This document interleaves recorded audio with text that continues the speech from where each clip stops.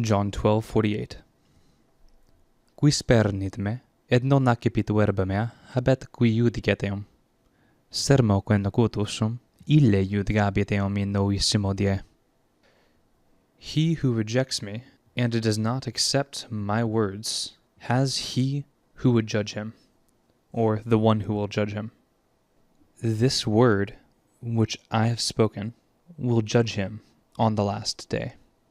So for our subject we have qui, and then everything from here to here is giving us more information on who qui is. Qui spernit me, et non accipit verba mea.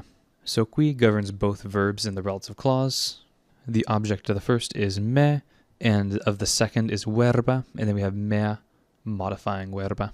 And then we actually have our main verb, the verb that qui is the subject of, habet. And if it helps you imagine the grammar of what's going on here, you can think in your mind an imaginary eum here between habet and qui. So has him who would judge him. However, as to why our verb here in the relative clause is subjunctive, I really must confess that I don't know. I looked at a few Latin grammars to figure out what exactly is going on here. Gildensleeve's Latin grammar seemed to provide the closest thing to an answer, but nothing that I'm quite comfortable repeating, because I'm not entirely certain it's the right interpretation. However, I have reasonable confidence that it is good grammar, as Erasmus repeats this phrase verbatim in his translation.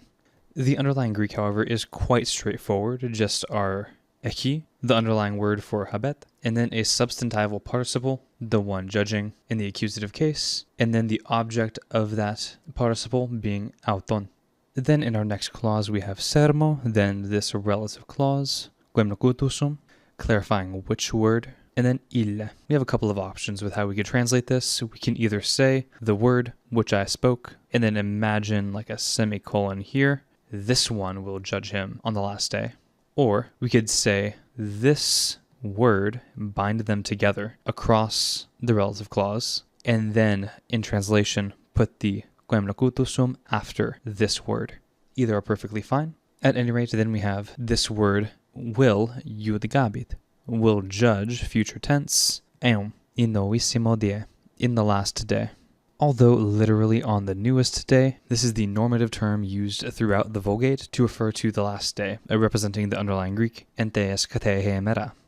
And you will note that I have a comma at the end of our verse. The reason being is that this will continue into the next verse.